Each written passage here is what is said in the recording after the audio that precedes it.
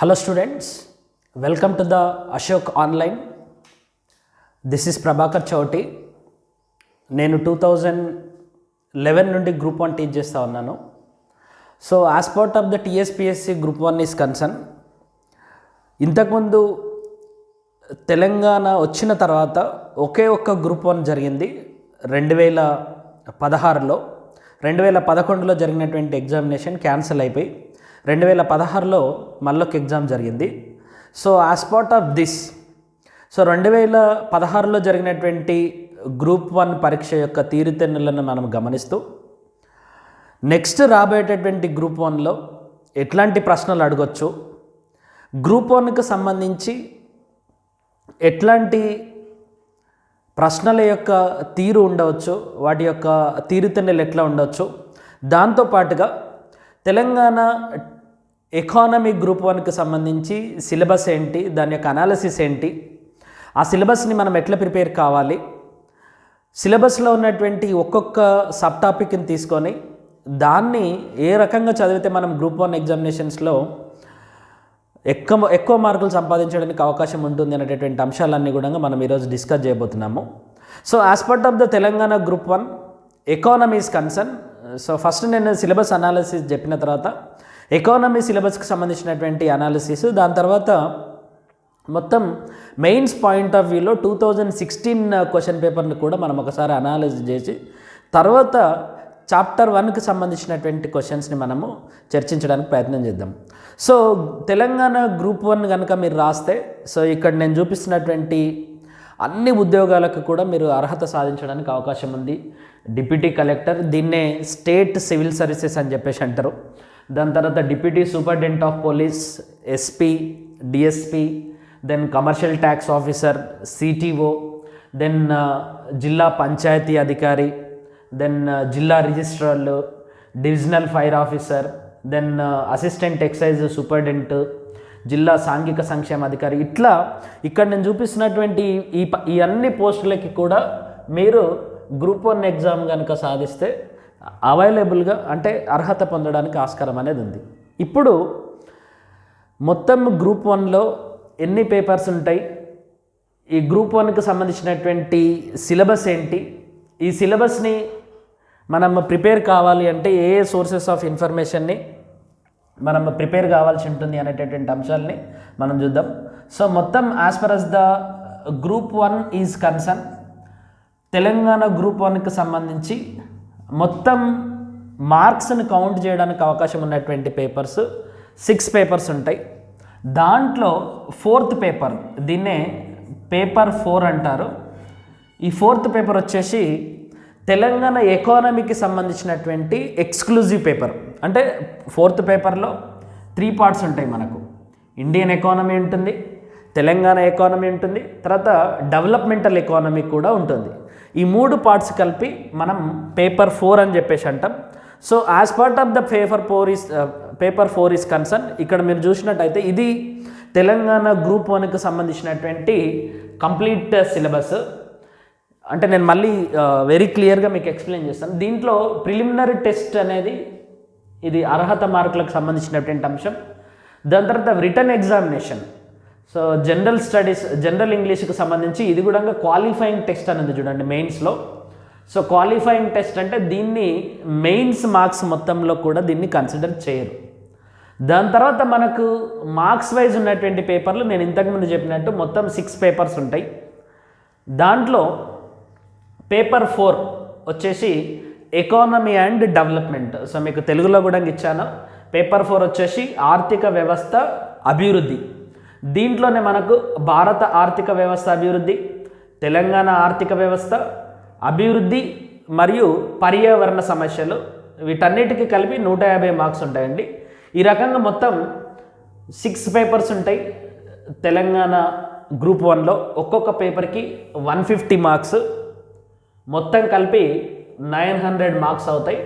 ఒక 100 marks interview కోసం ఉంటుంది. సో కంప్లీట్గా గ్రూప్ 1 ఎగ్జామినేషన్ కోసము 1000 మార్క్స్ ఉంటాయండి. అవుట్ ఆఫ్ 1000లో హయ్యెస్ట్ మార్క్స్ నుండి మీకున్నటువంటి అవైలబుల్ పోస్టులను బట్టి 1:2 కానీ 1:3 కానీ అంటే ఇచ్చేటటువంటి నోటిఫికేషన్కి అనుగుణంగా ఇంటర్వ్యూకి అభ్యర్థులను సెలెక్ట్ చేయడం అనేది జరుగుతుంది. సో దీంట్లో పేపర్ 4కి సంబంధించినటువంటి ఎకానమీ అండ్ డెవలప్మెంట్ కనుక మనం ఇదంతా కూడా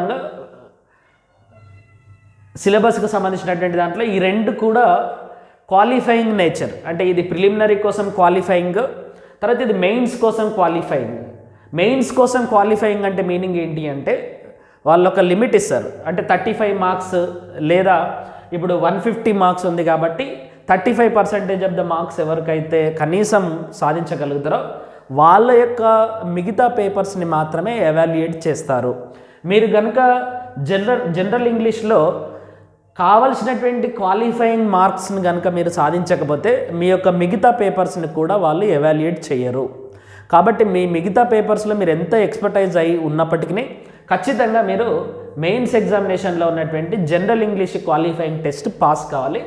ఈ 150 మార్క్స్ ఏవైతున్నాయో ఈ 150 మార్క్స్ మీకు మెయిన్స్ పాయింట్ ఆఫ్ వ్యూలో మిమ్మల్ని ఇంటర్వ్యూకి క్వాలిఫై చేయడానికి మిమ్మల్ని ఈ పర్టికులర్ 150 మార్క్స్ని తీసుకోరు, అంటే ఇది ఓన్లీ క్వాలిఫైయింగ్ ఇన్ నేచర్. తర్వాత జనరల్ ఎస్సే, దీని గురించి నేనేం డిస్కస్ చేయను, సో దీనికి కూడా 150 మార్క్స్ ఉంటాయి. తర్వాత హిస్టరీ, కల్చర్, జాగ్రఫీ, దీనికి కూడా 150 మార్క్స్ ఉంటాయి. అంటే హిస్టరీ, కల్చర్, జాగ్రఫీలో మళ్ళీ మీకు ఇండియన్ హిస్టరీ ఉంటుంది, ఇండియన్ కల్చర్ ఉంటుంది, ఇండియన్ జాగ్రఫీ ఉంటుంది, తర్వాత తెలంగాణ హిస్టరీ ఉంటుంది, తెలంగాణ కల్చర్ ఉంటుంది, తెలంగాణ జాగ్రఫీ ఉంటుంది. సో ఇది one of the biggest chapters అని చెప్పేసి చెప్పొచ్చు. తర్వాత అత్యధికమైనటువంటి రీసోర్సెస్ని, అత్యధికమైనటువంటి సోర్సెస్ ఆఫ్ ఇన్ఫర్మేషన్ని తీసుకొని చదవాల్సినటువంటి పార్ట్ ఇది. దాని తర్వాత most important part Indian society, constitution and governance, దీనికి కూడా 150 మార్క్స్ ఉన్నాయి. సో దీని గురించి కూడా నేను డిస్కస్ చేయను. సో మన పేపర్ వచ్చేసి, సో ఇక్కడ మీరు కనిపిస్తున్నట్టుగా economy and development. So Indian economy and development, ఇది టీఎస్పీఎస్సీలో నేను అఫీషియల్గా తీసుకున్నటువంటి సిలబస్ పేపర్. దాని తర్వాత దీన్ని తెలుగులోకి కూడా నేను ట్రాన్స్లేట్ చేసి చెప్తాను. ఇండియన్ ఎకానమీ అండ్ డెవలప్మెంట్ అంటే భారత ఆర్థిక వ్యవస్థ మరియు అభివృద్ధి. తర్వాత తెలంగాణ ఎకానమీ అంటే తెలంగాణ ఆర్థిక వ్యవస్థ. డెవలప్మెంట్ అండ్ ఎన్వైర్మెంటల్ ప్రాబ్లమ్స్, అభివృద్ధి మరియు పర్యావరణ సమస్యలు. ఈ 3 అంశాలకు కలిపి మనకు 150 మార్క్స్ ఇచ్చారు. అంటే దీని మీనింగ్ ఏంటి, ఒక్కొక్క పార్ట్కి 50 మార్క్స్ ఇస్తారు, ఒక్కొక్క పార్ట్కి 50 marks. So Indian economy and డెవలప్మెంట్కి 50 మార్క్స్, తెలంగాణ ఎకానమీకి 50 marks, and development and environmental ప్రాబ్లమ్స్కి 50 మార్క్స్ ఇస్తారు. ఈ 3 కలిపి మనకు 150 మార్క్స్కి ఉంటుంది. తర్వాత సైన్స్ అండ్ టెక్నాలజీకి 150 మార్క్స్, తర్వాత తెలంగాణ మూమెంట్ అండ్ స్టేట్ ఫార్మేషన్కి సంబంధించి 150 మార్క్స్. ఇప్పుడు ఇచ్చినటువంటి మొత్తం 6 పేపర్స్లలో అవుట్ ఆఫ్ 6 పేపర్స్లో మన ఎకానమీ తోటి అత్యధికంగా రిలేషన్షిప్ ఉన్నటువంటి పేపర్ ఏంటి అని అంటే 6th పేపర్ అండి, Telangana movement and state formation. దీంట్లో ద ఐడియా ఆఫ్ తెలంగాణ ఏదైతే ఉందో, ది ఐడియా ఆఫ్ తెలంగాణలో నుండి అంటే 1948 to 70, తర్వాత మొబిలైజేషన్ పీరియడ్ 71 to 90 ఏదైతే ఉందో దీంట్లలో నుండి కొన్ని అంశాలు మనం తెలంగాణ ఎకానమీలో భాగంగా డిస్కస్ చేస్తాం. ఫర్ ఎగ్జాంపుల్, తెలంగాణ ప్రాంతానికి నీళ్ల పంపకంలో జరిగినటువంటి అన్యాయాలు, తర్వాత తెలంగాణ ప్రాంతానికి ఉద్యోగాల నియామకాలలో జరిగినటువంటి అన్యాయాలు, దాని తర్వాత తెలంగాణ ప్రాంతానికి నిధుల పంపిణీలో అంటే నిధులను ఖర్చు చేయడంలో జరిగినటువంటి అన్యాయాలు. ఈ 3 అన్యాయాలు తెలంగాణ ఎకానమీలో భాగంగా మొదటి చాప్టర్లో ఉన్నటువంటి అత్యంత ముఖ్యమైనటువంటి అంశాలు.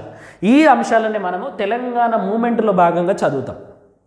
దాని తర్వాత అవిభాజ్య ఆంధ్రప్రదేశ్లో తెలంగాణ ఎకానమీ, దీన్ని కూడా మనం తెలంగాణ మూమెంట్లో భాగంగా కొంతవరకు చదువుతాం. ఎందుకంటే తెలంగాణ మూమెంట్లో కూడా మనము భార్గవ కమిటీ గురించి, లలిత్ కమిటీ గురించి, కేఎం వాంచు కమిటీ గురించి, జయభారత్ రెడ్డి కమిటీ గురించి, తర్వాత సుందరేషన్ కమిటీ గురించి, దాని తర్వాత 610 జీవో గురించి, దాని తర్వాత గిర్గ్లాని కమిషన్ గురించి మనము అధ్యయనం చేస్తాం. 6 పాయింట్ ఫార్ములా గురించి అధ్యయనం చేస్తాం. ఇవన్నీ అంశాలు మనము తెలంగాణ ఎకానమీలో భాగంగా ఫస్ట్ చాప్టర్లో భాగంగా మనం చదవాల్సిందే. కాబట్టి మొత్తం గ్రూప్ 1లో ఎకానమీ అండ్ డెవలప్మెంట్ తోటి సంబంధం ఉన్నటువంటి టాపిక్ ఏంటి అని అంటే మనం 6th పేపర్ అని చెప్పచ్చు, Telangana movement and state formation అనొచ్చు. సో ఈ రకంగా మీకు మొత్తం గ్రూప్ 1లో 6 పేపర్స్ ఉంటాయండి. ఒక్కొక్క పేపర్కి 150 మార్క్స్. ఈ 150 మార్క్స్లో మొత్తం కలిపి 900 మార్క్స్, ఇంటర్వ్యూకి 100 మార్క్స్. సో కంప్లీట్గా 1000 మార్క్స్కి మీ యొక్క group 1 mains as well as the interview ఉంటుంది. సో ప్రిలిమ్స్కి సంబంధించినటువంటి అంశాలను నేను కన్సిడర్ చేయట్లేదు. సో మెయిన్స్ ప్లస్ ఇంటర్వ్యూ,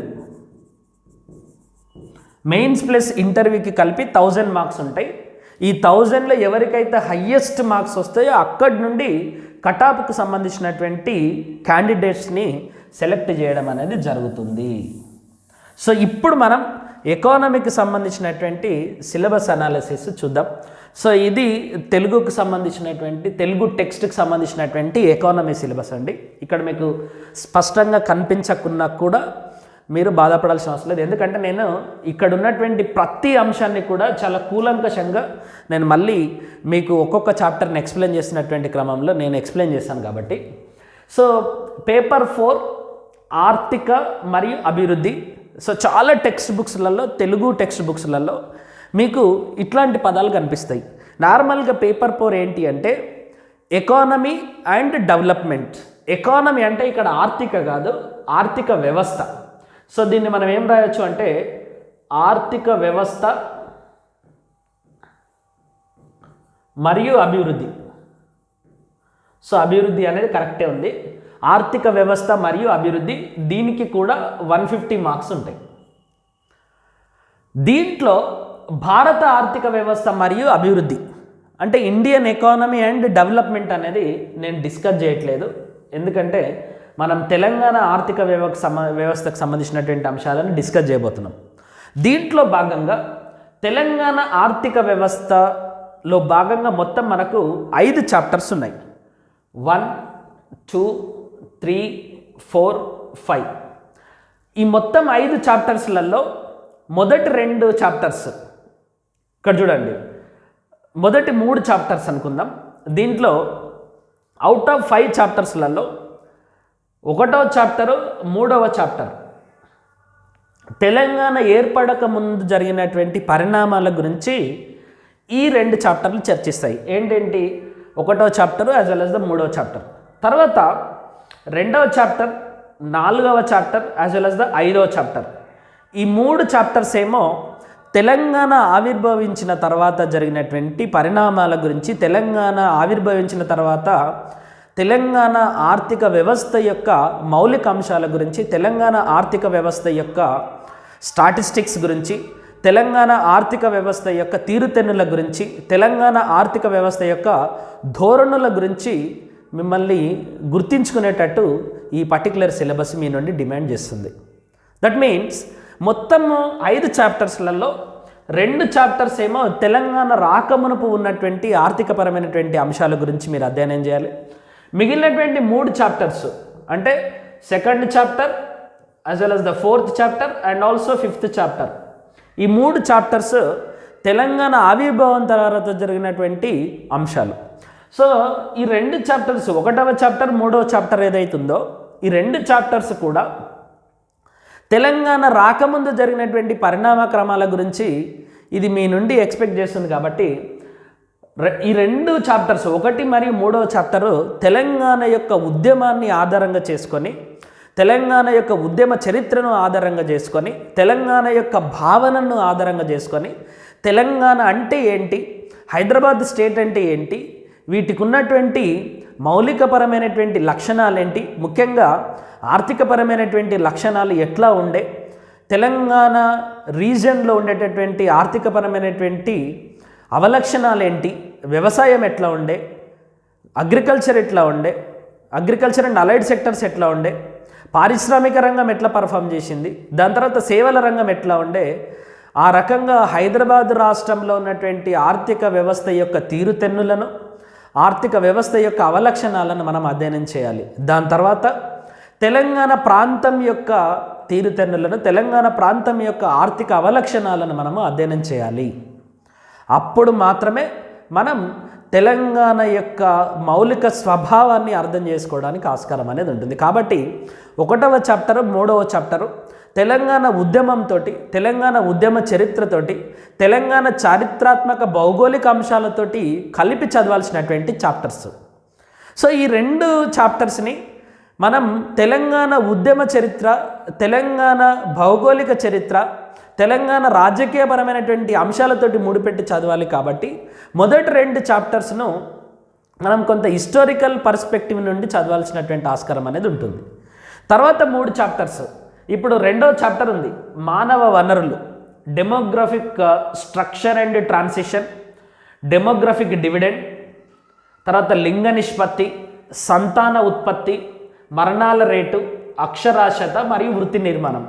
ఈ 2వ చాప్టర్ మొత్తం కూడా తెలంగాణ యొక్క జనాభా, తెలంగాణ యొక్క జనాభా పరిణామ క్రమాలు, తెలంగాణ జనాభాలో వివిధ రకాలైనటువంటి వృత్తులు, తెలంగాణ జనాభాలో వివిధ లింగపరమైనటువంటి భేదాలు, తర్వాత తెలంగాణ జనాభాలో ఆరోగ్యానికి సంబంధించినటువంటి ఇండికేటర్స్, అంటే తెలంగాణ జనాభాలో స్త్రీ పురుషుల యొక్క నిష్పత్తి ఎట్లుంది, తెలంగాణ జనాభాలో ఏ వయస్సు వారు ఎంత మొత్తంలో ఉన్నారు, దీన్నే జనాభా యొక్క పిరమిడ్ అని చెప్పేసి కూడా అంటాం. అంటే తెలంగాణ జనాభా యొక్క పిరమిడ్ను మనం ఆవిష్కరించాలి.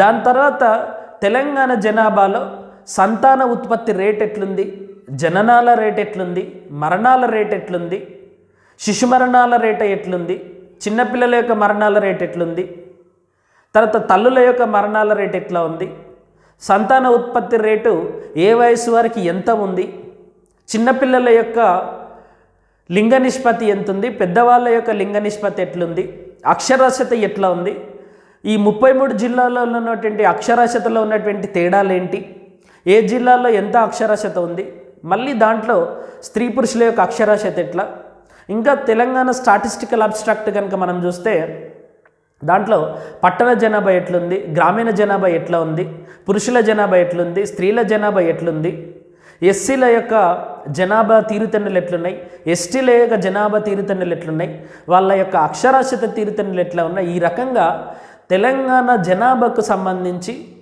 అనేక రకాలైనటువంటి తీరుతెన్నులను, అనేక రకాలైనటువంటి స్టాటిస్టికల్ అంశాలను 2nd చాప్టర్లో భాగంగా మనం గమనించాలి, చర్చించాలి. సో వీటిపైననే మనకు ఎక్కువ మొత్తంలో ప్రశ్నలు రావడానికి ఆస్కారం అనేది ఉంది. తర్వాత 3rd చాప్టర్ భూ సంస్కరణలు, ఇది తెలంగాణ రాకమునుపు ఉన్నటువంటి అంశాల గురించి ఇది చర్చిస్తుంది. తర్వాత 4th వచ్చేసి వ్యవసాయము మరియు అనుబంధ రంగాలు. సో ఇది వ్యవసాయము, అనుబంధ రంగాలు, పరిశ్రమలు మరియు సేవా రంగాలు. ఈ 2 చాప్టర్స్ కూడా తెలంగాణ వచ్చిన తర్వాత, అంటే 2014-15 ఆర్థిక సంవత్సరం నుండి 2020-21 ఆర్థిక సంవత్సరం వరకు వ్యవసాయ రంగం యొక్క పనితీరు ఎట్లుంది, వ్యవసాయ రంగం యొక్క వృద్ధి తీరుతెన్నులు ఎట్లా ఉన్నాయి, పారిశ్రామిక రంగం యొక్క పనితీరు ఎట్లా ఉంది, పారిశ్రామిక రంగం యొక్క వృద్ధి తీరుతెన్నులు ఎట్లున్నాయి, సేవల రంగం యొక్క పనితీరు ఎట్లుంది, దాని యొక్క వృద్ధి తీరుతెన్నులు ఎట్లున్నాయి, దాని తర్వాత వ్యవసాయము, సేవల రంగము మరియు పారిశ్రామిక రంగం యొక్క ఆక్యుపేషనల్ స్ట్రక్చర్ ఎట్లుంది, అంటే ఎవరెవరు ఏ రకమైనటువంటి వృత్తిలో ఎంగేజ్ అయి ఉన్నారు, దాని తర్వాత ఈ 3 రంగాలు ఏ రకమైనటువంటి వృద్ధిని, ఏ రకమైనటువంటి అభివృద్ధిని కొనసాగిస్తున్నాయి, ఈ 3 రంగాల యొక్క అభివృద్ధికి వివిధ సంవత్సరాలలో రాష్ట్ర ప్రభుత్వము తీసుకున్నటువంటి ప్రభుత్వపరమైనటువంటి విధానాలేంటి, ప్రభుత్వపరమైనటువంటి చర్యలేంటి, చర్చలేంటి, అండ్ ప్రభుత్వం తీసుకొచ్చినటువంటి రకరకాల చట్టాలేంటి. ఫర్ సపోజ్ ఇండస్ట్రియల్ సెక్టార్ యొక్క పర్ఫార్మెన్స్ని పెంచడానికి, అత్యధికమైనటువంటి పెట్టుబడులను ఆకర్షించడానికి తెలంగాణ రాష్ట్ర ప్రభుత్వం తీసుకొచ్చినటువంటి చట్టం ఏంటి అంటే టీఎస్ ఐపాస్ చట్టం. ఈ రకంగా ఈ వ్యవసాయ రంగాన్ని మరియు పారిశ్రామిక రంగాన్ని, సేవల రంగాన్ని అభివృద్ధి చేయడానికి తెలంగాణ రాష్ట్ర ప్రభుత్వం తీసుకొచ్చినటువంటి రకరకాలైనటువంటి విధానాల గురించి, రకరకాలైనటువంటి పథకాల గురించి, రకరకాలైనటువంటి చట్టాల గురించి మనము అధ్యయనం చేయాల్సినటువంటి ఆస్కారం అనేది ఉంది. సో ఇది ఓవరాల్గా తెలంగాణ ఆర్థిక వ్యవస్థకు సంబంధించినటువంటి ఈ 5 చాప్టర్స్. దీంట్లో మొదటి 2 చాప్టర్స్ మొదటి 2 చాప్టర్స్ అంటే 2 చాప్టర్స్, 1వ చాప్టర్ 3వ చాప్టరు తెలంగాణ రాకమునుపు ఉన్నటువంటి అంశాల గురించి, తర్వాత ఉండేటటువంటి చాప్టర్స్ తెలంగాణ ఆవిర్భవించిన తర్వాత ఉండేటటువంటి అంశాల గురించి అది ఎక్స్ప్లెయిన్ చేస్తుంది. సో ఇప్పుడు ఇది ఇంగ్లీష్కి సంబంధించినటువంటి అంశాలండి. సో మళ్ళీ నేను తెలుగు ఆల్రెడీ మనం ఎక్స్ప్లెయిన్ చేశాను కాబట్టి, సో ఇప్పుడు నేను actual discussion on the paper 4 గురించి నేను చేయబోతున్నాను. సో పేపర్ 4 మొత్తం ఇది 2016 పేపర్ అండి. ఇది 2016 పేపర్. 2016 పేపర్ని ఎందుకు డిస్కస్ చేస్తున్నాను అంటే, తెలంగాణ ఆవిర్భవించిన తర్వాత వచ్చినటువంటి ఏకైక గ్రూప్ 1 ఎగ్జామినేషన్ 2016లో వచ్చింది. ఈ 2016ది కూడా 2011లో జరిగినటువంటి గ్రూప్ 1 ఎగ్జామినేషన్ కోర్టుల యొక్క వివాదాల మూలంగా అది మళ్ళీ నిర్వహించాల్సినటువంటి పరిస్థితి తలెత్తింది. అయితే 2011లో ఉమ్మడి రాష్ట్రంలో నిర్వహించినటువంటి గ్రూప్ 1 2016లో సపరేట్గా ఆంధ్రాలో, సపరేట్గా తెలంగాణలో ప్రత్యేకమైనటువంటి పరీక్షను నిర్వహించారు. ఆ పర్టికులర్ పరీక్షలో మొట్టమొదటిసారిగా తెలంగాణ ఆర్థిక వ్యవస్థ మీద ఎట్లాంటి ప్రశ్నలు రాబోతున్నాయి అనేటటువంటి అంశాలని మనం చూడగలిగినాం. దాంట్లో ఆ పర్టికులర్ పేపర్లో మ్యాక్సిమం మార్క్స్ వచ్చేసి 150 మార్క్స్ అండి, మోస్ట్ ఇంపార్టెంట్. అంటే మీరు పేపర్ 4కు సంబంధించి 150 మార్కులకు పరీక్ష రాస్తారు. ఈ 150 మార్కులలో నేను ఇంతకుముందు చెప్పినట్టు 3 పార్ట్స్ ఉన్నాయండి. 3 పార్ట్స్ ఉంటాయి. 1 భారతదేశ ఆర్థిక వ్యవస్థ మరియు అభివృద్ధి, 2 తెలంగాణ ఆర్థిక వ్యవస్థ మరియు అభివృద్ధి, తెలంగాణ ఆర్థిక వ్యవస్థ, 3వది ఆర్థిక వ్యవస్థ మరియు పర్యావరణానికి సంబంధించినటువంటి సమస్యలు. ఈ 3 పార్ట్స్ ఉన్నాయి కాబట్టి ఒక్కొక్క పార్ట్కు 50 మార్క్స్, ఒక్కొక్క పార్ట్కు 50 మార్క్స్. ఇప్పుడు మనం చర్చించబోయేటటువంటి తెలంగాణ ఆర్థిక వ్యవస్థ ఏదైతుందో అది 50 మార్క్స్కి సంబంధించినటువంటి పేపర్. ఇప్పుడు ఈ 50 మార్క్స్కి సంబంధించినటువంటి పేపర్లో మొత్తం ఎంత సమయం ఉందండి? 3 అవర్స్ ఉంది. 3 అవర్స్ అంటే 180 మినిట్స్. 60 × 3 180 మినిట్స్. ఎన్ని మార్క్స్ ఉన్నాయి? 150 మార్క్స్. ఎన్ని పార్ట్స్ ఉన్నాయి? 3 పార్ట్స్ ఉన్నాయి. అంటే ఒక్కో పార్ట్కు మీకు ఇచ్చినటువంటి సమయం కేవలం 1 గంట మాత్రమే, అంటే 1 అవర్. 60 మినిట్స్. 60 మినిట్స్లో మీరు 50 మార్కులకు సంబంధించినటువంటి ప్రశ్నపత్రాన్ని మీరు వివరించాలి. అంటే కనీసం 5 ప్రశ్నలకు మీరు ఆన్సర్ ఇవ్వాలి. 60 మినిట్స్. ఓకే, నేను ఇంకా క్లియర్గా ఎక్స్ప్లెయిన్ చేస్తాను మీకు.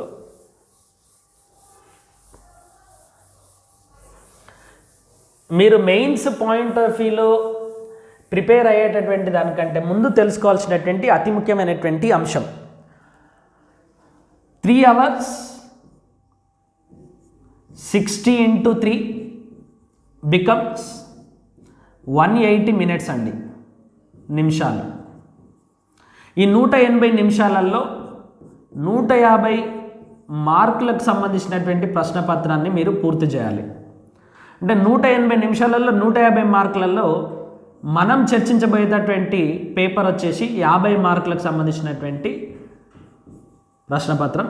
50 మార్కులు అంటే 180 నిమిషాలలో మనకు మిగిలేటటువంటి సమయం ఎంత అంటే 60 నిమిషాలు. సో 60 నిమిషాలు 50 మార్కులు. దాదాపుగా మీరు 5 ప్రశ్నలకు సమాధానాలు రాయాలి. 5 ప్రశ్నలలో ఎక్కడ కూడా మీకు చాయిస్ ఉండదండి. అంటే మొత్తం 150 మార్కులకు మొత్తం 15 ప్రశ్నలు ఇస్తారండి. ఈ 15 ప్రశ్నలలో ఎక్కడ కూడా మీకు అన్ని ప్రశ్నలకు సమాధానాలు రాయాల్సిందే. కానీ 15 ప్రశ్నలలో మీకు ఇంటర్నల్ చాయిస్ ఉంటుంది, అంటే అంతర్గత అవకాశం ఉంటుంది.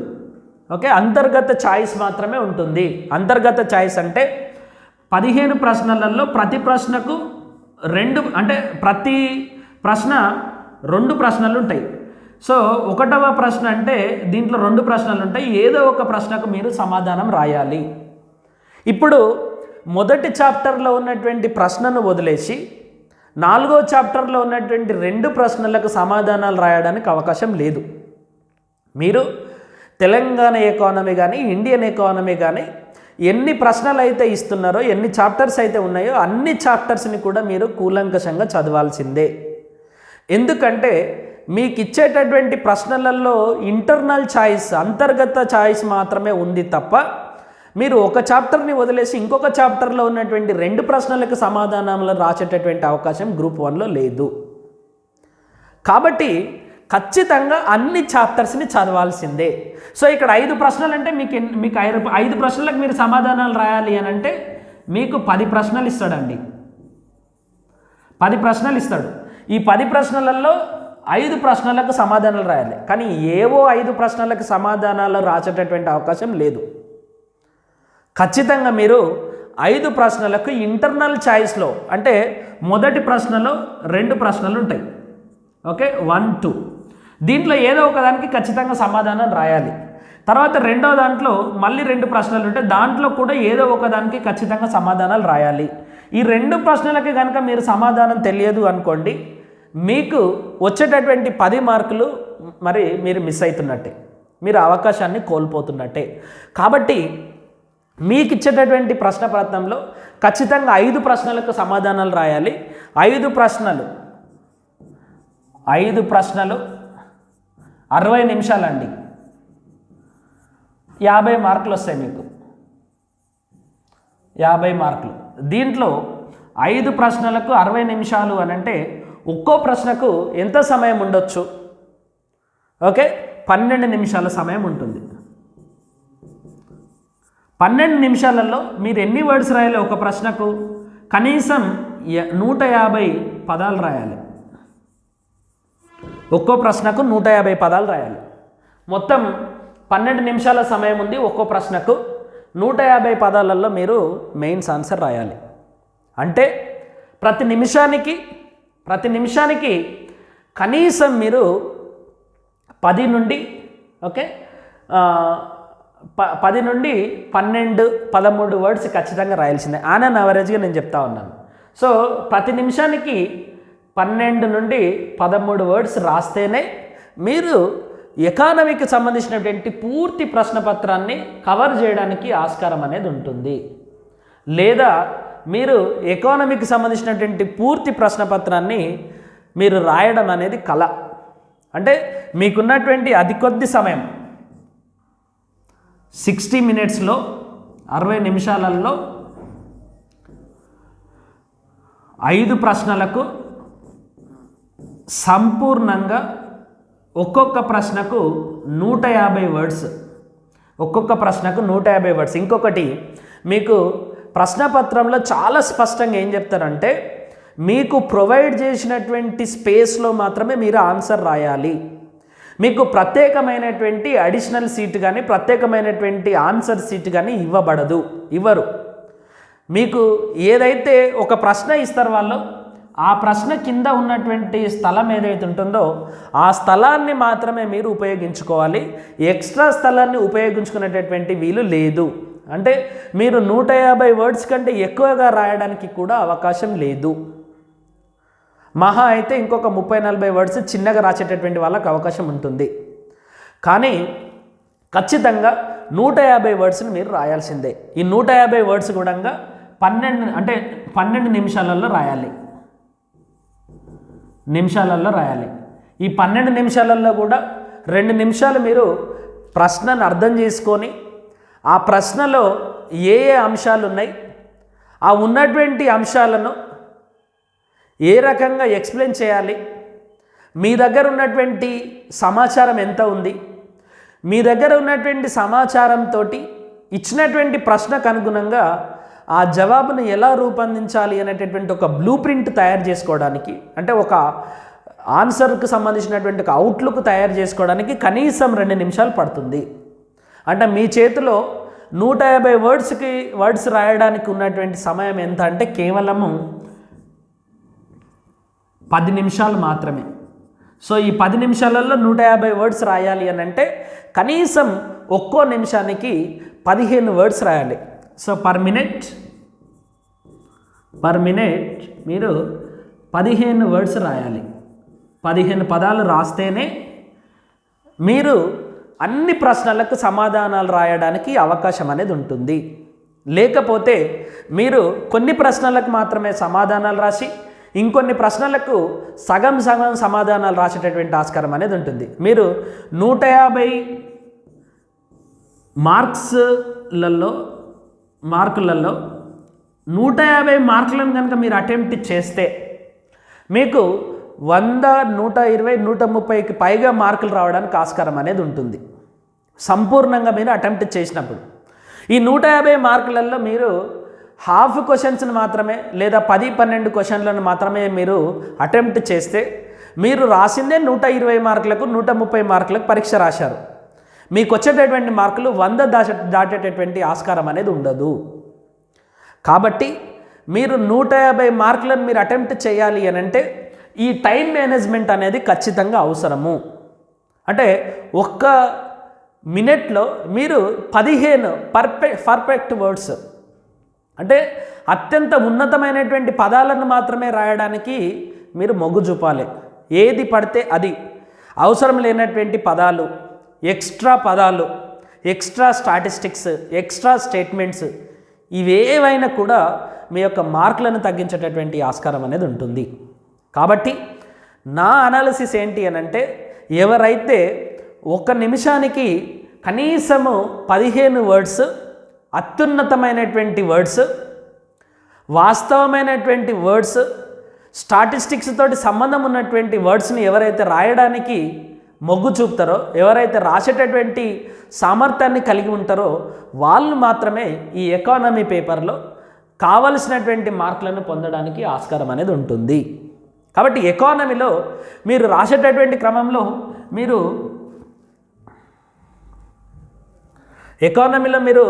పేపర్ను రాసేటటువంటి క్రమంలో అన్నీ కూడా ఖచ్చితంగా ఎగ్జాక్ట్గా స్టాటిస్టిక్స్ తోటి ప్రూవ్ చేయడానికి ఆస్కారం ఉన్నటువంటి అంశాలను మాత్రమే మీరు రాయాలి. మీరు పాలిటీలో రాసినట్టు, చరిత్రలో రాసినట్టు మీరు మీ సొంతంగా ఊహించుకొని రాసినటువంటి అనుభవాలు కానీ మీ సొంత పరిశీలనలో ఒక కన్క్లూజన్కి వచ్చినటువంటి వాక్యానాలు కానీ ఎకానమీలో రాయడానికి ఆస్కారం అనేది ఉండదు. ఎకానమీలో మీరు ఏ స్టేట్మెంట్ ఇచ్చినా సరే ఆ స్టేట్మెంట్ని ప్రూవ్ చేసేటట్టు ఉండాలి. ఆ స్టేట్మెంట్ని రుజువు చేసేటటువంటి పరిస్థితులలో మీరు ఉండాలి. ఫర్ ఎగ్జాంపుల్, తెలంగాణ ఆర్థిక వ్యవస్థ అత్యంత అద్భుతంగా పనిచేస్తూ ఉంది, ఇది మీ స్టేట్మెంట్ అనుకోండి. ఎట్లా పనిచేస్తుంది అనేటటువంటి ప్రూఫ్స్ని మీరు అందివ్వగలగాలి. లేదు అంటే మీరు రాసినటువంటి స్టేట్మెంట్కి విలువ ఉండదు. ఫర్ ఎగ్జాంపుల్, చాలామంది అగ్రికల్చర్ గురించి రాయమని చెప్పేసి అడిగినప్పుడు భారతదేశానికి వ్యవసాయ రంగము వెన్నెముక లాంటిది అనేటటువంటి ఫస్ట్ స్టేట్మెంట్ రాస్తారు. ఇది ఎంత బ్లండర్ మిస్టేక్ అంటే భారతదేశానికి వ్యవసాయం ఏ రకంగా వెన్నెముక లాంటిది అనేటటువంటి అంశాన్ని మీరు ప్రూవ్ చేయలేరు. ఎందుకంటే వ్యవసాయ రంగం నుండి జీడిపికి వచ్చేటటువంటి కాంట్రిబ్యూషన్ చాలా తక్కువ. వ్యవసాయ రంగం నుండి ఆర్థిక వ్యవస్థకు సమకూరేటటువంటి ఆదాయము ఈ ఆర్థిక వ్యవస్థలో చాలా తక్కువ ఉంది. మీరు మాట్లాడేటటువంటి స్టేట్మెంటు 1970 కంటే ముందు జరిగినటువంటి పరిణామాలకు సంబంధించినటువంటి స్టేట్మెంటు. సో 1970 నుండి 2021 వరకు కూడా మీరు అదే రకమైనటువంటి స్టేట్మెంట్ని ఇస్తున్నారు. ఏమని?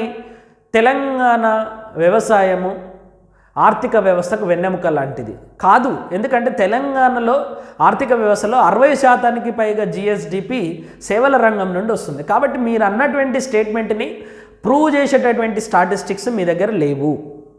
అలాంటి పరిణామ క్రమంలో మీరు రాసినటువంటి స్టేట్మెంట్ని ఎగ్జామినర్ రాంగ్గా తీసుకునేటటువంటి ఆస్కారం అనేది ఉంటుంది. కాబట్టి మీరు ఎప్పుడు ఏ స్టేట్మెంట్ రాసినా సరే ఆ స్టేట్మెంట్ని ప్రూవ్ చేసేటటువంటి విధంగా మీ దగ్గర స్టాటిస్టిక్స్ ఉండాలి. ఒకవేళ స్టాటిస్టిక్స్ లేవు, మరి ఏముండాలి మీ దగ్గర? సో మీ దగ్గర స్టాటిస్టిక్స్ లేవు అనుకోండి, మీ దగ్గర ఖచ్చితంగా ఎప్పుడైనా మీరు ఒక స్టేట్మెంట్ రాసినప్పుడు, స్టేట్మెంట్ అంటే ఒక ప్రకటన, ఈ స్టేట్మెంట్ రాసినప్పుడు దీన్ని రుజువు చేయడానికి మీ దగ్గర డాటా ఉండాలి. ఇది కూడా అధికారిక డాటా ఉండాలండి. అధికారిక డాటా, ప్రైవేట్ వ్యక్తులు, ప్రైవేట్ సంస్థలు ఇచ్చేటటువంటి డాటా కంటే కూడా అధికారికంగా ప్రభుత్వమే పొందుపరిచినటువంటి డాటా చాలా ముఖ్యమైనటువంటి డాటా. నార్మల్గా ఎకనామిక్ సర్వే లేదా స్టాటిస్టికల్ అబ్స్ట్రాక్ట్ లేదా సోషియో ఎకనామిక్ అవుట్లుక్, సామాజిక ఆర్థిక చిత్రణ అంటారు కదా, ఆ పర్టికులర్ డాక్యుమెంట్స్లో ఉండేటటువంటి డాటాను అధికారికంగా తీసుకోవాలి. దాని తర్వాత బడ్జెట్కు సంబంధించినటువంటి లెక్కలను తీసుకోవచ్చు, లేదా జనాభా వివరాలకు సంబంధించినటువంటి లెక్కలను తీసుకోవచ్చు. జనాభా సంబంధిత వివరాలు, ఈ జనాభా సంబంధిత వివరాలను ఆధారంగా చేసుకొని మీరు ఒక ప్రత్యేకమైనటువంటి ప్రకటనను ప్రూవ్ చేసేటటువంటి వీలు అనేది ఉంటుంది. లేదా చారిత్రాత్మక రుజువులు. సో తెలంగాణ ఉద్యమానికి ఉండేటటువంటి చాలా రకాలైనటువంటి ఇన్సిడెంటు చరిత్రకు రుజువులుగా మారినాయి కాబట్టి అట్లాంటి అంశాలను మనము రుజువులుగా తీసుకోవచ్చు. తర్వాత భౌగోళికపరమైనటువంటి అంశాలు అని అంటే, సపోజ్ నేను తెలంగాణలో నీటి పంపిణీ గురించి మాట్లాడుతున్నాను, అంతర్రాష్ట్ర నదీ జలాల వివాదాల గురించి మాట్లాడుతున్నటువంటి క్రమంలో తెలంగాణ యొక్క భౌగోళిక పరిస్థితిని వివరిస్తూ నేను నీటి పంపిణీ గురించి మాట్లాడాలి. తెలంగాణ యొక్క భౌగోళిక పరిస్థితుల పరంగా తెలంగాణ డక్కన్ పీఠభూమిలో భాగంగా ఉంది కాబట్టి తెలంగాణలో పారేటటువంటి అంతర్రాష్ట్ర నదులు కృష్ణా, గోదావరి రెండు కూడా పైనుండి కిందికి ప్రవహిస్తాయి కాబట్టి మరి గ్రావిటీ ద్వారా నీళ్ళు ఇచ్చేటటువంటి అవకాశం అనేది అన్ని చోట్ల ఉండదు. అప్పుడు ఏం చేయాలి? నీళ్ళు వచ్చిన తర్వాత దాన్ని ఏదో ఒక ప్లేస్లో ఆపివేసి అక్కడి నుండి నీటిని ఎత్తిపోయడం, అంటే లిఫ్ట్ చేసేటటువంటి ఫెసిలిటీ ఉండాలి. సో ఎక్కడ మనం నీళ్ళను ఆపాలి, ఎక్కడి నుండి ఎక్కడికి లిఫ్ట్ చేయాలి అని చెప్పేసి మనము చర్చించేటటువంటి క్రమంలో మనకు తెలంగాణ యొక్క జియోగ్రాఫికల్ అంశాలపైన అవగాహన ఉండాలి. ఫర్ ఎగ్జాంపుల్, నేను కాళేశ్వరం గురించి మాట్లాడాలి అనుకున్నప్పుడు గోదావరి ఎక్కడి నుండి ఎక్కడికి పారుతుంది, ఏ ప్లేస్లలో ఎంత ఎత్తులో పారుతుంది, ఏ ప్లేస్లో ఎంత వాటర్ని అది అక్యుములేట్ చేసుకుంటుంది, మేడిగడ్డ అనేటటువంటి ప్లేస్ దగ్గర నీటిని ఆపితే ఎంత నీరు అక్కడ జమ అయ్యేటటువంటి అవకాశం ఉంది, ఎంత నీరు అక్కడ లభ్యమయ్యేటటువంటి అవకాశం ఉంది, అక్కడ కాకుండా తుమ్మిడి హెట్టు వద్ద నీటిని కనుక ఆపితే అక్కడ ఎంత నీళ్లు లభ్యం కావచ్చు, దానికి ఉన్నటువంటి ఆధారాలు ఏంటి అంటే కేంద్ర ప్రభుత్వం చెప్పిందా, రాష్ట్ర ప్రభుత్వం చెప్పిందా, సెంట్రల్ వాటర్ కమిషన్ చెప్పిందా, ఇట్లాంటి ఆధారాలతో సహా నేను కనుక మాట్లాడితే అప్పుడు నేను తెలంగాణ జియోగ్రఫీ మీద, తెలంగాణ భౌగోళిక అంశాలపైన ఉన్నటువంటి నా అవగాహనతోటి నేను ఇచ్చినటువంటి ఒక ప్రకటనను కానీ ఒక స్టేట్మెంట్ను కానీ రుజువు చేయడానికి ఆస్కారం అనేది ఉంటుంది. కాబట్టి మనం ఏదైనా ఒక స్టేట్మెంట్ని ఇచ్చేటటువంటి క్రమంలో దాని తర్వాత రాజ్యాంగపరమైనటువంటి అంశాలు, తర్వాత చట్టపరమైనటువంటి అంశాలు, కొన్ని అంశాలకు సపోజు నీటిని పంచేటటువంటి క్రమంలో ఏ రాష్ట్రానికి ఎంత నీటిని కేటాయించాలి అనేటటువంటి అంశాల్లో రాజ్యాంగం ఏమీ మాట్లాడదు. ఎట్లా పంచుకోవాలి అని చెప్పేసి అంటది తప్ప ఏ ప్రాతిపదికన పంచుకోవాలి అనేది చట్టం చెప్పదు, రాజ్యాంగం చెప్పదు, చట్టం కూడా చెప్పదు. చట్టం ఏం చెప్తుంది అంటే ఒక ట్రిబ్యునల్ని ఏర్పాటు చేయాలి, ఆ ట్రిబ్యునల్ ఏదైతే చెప్తుందో అదే ఫైనల్, అదే అంతిమం అని చెప్తుంది. ఇప్పుడు మనము రాజ్యాంగపరమైనటువంటి అంశాలలో లేకున్నా, చట్టపరమైనటువంటి అంశాలలో లేకున్నా, సాంప్రదాయబద్ధంగా ఉండేటటువంటి అంశాలనైనా కూడా మనం ఎస్టాబ్లిష్ చేసి మనం ఇచ్చినటువంటి ఒక ప్రకటనను ప్రూవ్ చేసేటటువంటి అంశం ఉండాలి. ఓకే, చివరికి సాంప్రదాయాలు, కన్వెన్షన్స్ అంటారు వీటిని ఇంగ్లీష్లో. సో సాంప్రదాయాలను ఆధారంగా చేసుకొని కూడా మనం ఒక అంశాన్ని ప్రూవ్ చేయవచ్చు. తెలంగాణకు బతుకమ్మ అనేది సాంప్రదాయబద్ధమైనటువంటి ఒక గొప్ప పండుగ.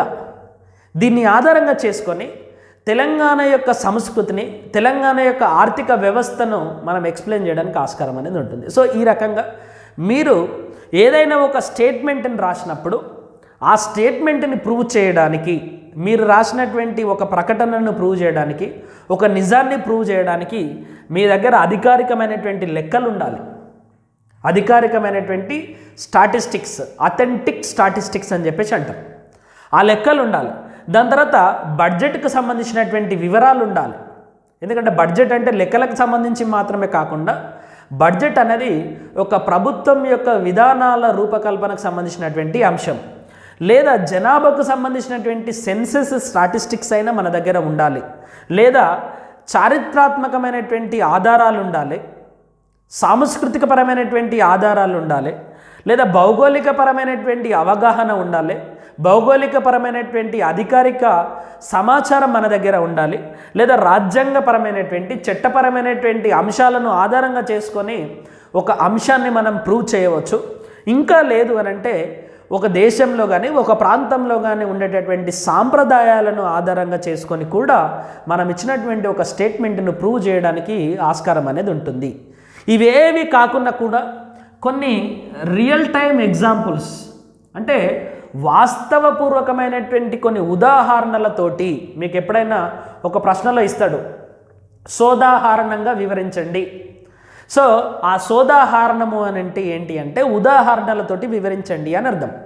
ఆ ఉదాహరణలైనా సరే మనం పొందుపరిచి, కొన్ని కేస్ స్టడీస్ ఉంటాయి, ఆ కేస్ స్టడీస్ని అయినా సరే మనం పొందుపరిచి ఒక అంశం గురించి సంపూర్ణంగా ఎక్స్ప్లెయిన్ చేయడానికి, సంపూర్ణంగా రుజువు చేయడానికి ఆస్కారం అనేది ఉంటుంది. కాబట్టి మీకు ఇచ్చినటువంటి 150 వర్డ్స్లో ఒక్కొక్క పదాన్ని, ఒక్కొక్క స్టేట్మెంట్ని రాసేటటువంటి క్రమంలో మీరు అత్యంత జాగ్రత్తగా ఆ పర్టికులర్ అంశాన్ని ప్రూవ్ చేయాల్సినటువంటి ఆస్కారం అనేది ఉంటుంది. ఇంకొకటి, మీరు మెయిన్స్ రాసేటటువంటి క్రమంలో చాలామంది అభ్యర్థులు కొన్ని తప్పులను చేస్తూ ఉంటారు. ఆ దాంట్లో మొట్టమొదటి తప్పు ఏంటి అని అంటే మీడియం. సో చాలామందికి ఉండేటటువంటి అపోహ ఏంటి అంటే ఇంగ్లీష్ మీడియం వాళ్ళకి ఎక్కువ మార్క్స్ వస్తాయి, తెలుగు మీడియం వాళ్ళకి తక్కువ మార్క్స్ వస్తాయి అనేటటువంటి అపోహ ఉంది. ఇది తప్పు అపోహ. ఎందుకు అంటే మీరు ఇంగ్లీష్ మీడియంలో రాసిన, తెలుగు మీడియంలో రాసిన, మీరు రాసేటటువంటి కంటెంట్ను బట్టి, మీరు రాసేటటువంటి పదాలను బట్టి, మీరు రాసేటటువంటి వివరాలను బట్టి మాత్రమే మీకు మార్క్స్ ఇస్తారు. మీరు ఎంచుకున్నటువంటి మీడియము ఎప్పటికీ కూడా ప్రామాణికమైనటువంటి అంశం కాదు. కానీ చాలామంది ఇంగ్లీష్ మీడియంలో రాస్తేనే ఎక్కువ మార్క్స్ ఇస్తారు అనేటటువంటి ఒక భ్రమ, అపోహ ఉండడం మూలంగా కొంత ఇంగ్లీషు పరిజ్ఞానం ఉండి ఎక్స్ప్రెస్ చేయడానికి అవకాశం ఉన్నటువంటి చాలామంది ఇంగ్లీష్ మీడియంని ఆప్ట్ చేసుకుంటారు. కానీ వాళ్ళు అనుకున్నటువంటి అంశాలను ఇంగ్లీష్లో చెప్పలేక, రాయలేక, వాళ్ళు అనుకున్నటువంటి తెలుగు పదాలకు ఇంగ్లీష్ ట్రాన్స్లేషన్ గుర్తురాక ఆ టెన్షన్లో ఇంగ్లీష్లో సరైన విధంగా వాళ్ళు ఎక్స్ప్రెస్ చేయలేరు. తర్వాత వాళ్ళకు వచ్చేటటువంటి, అంటే కొంత పరిజ్ఞానం ఉన్నంత మాత్రాన మనం ఇంగ్లీష్లో అన్నీ ఎక్స్ప్రెస్ చేయలేం.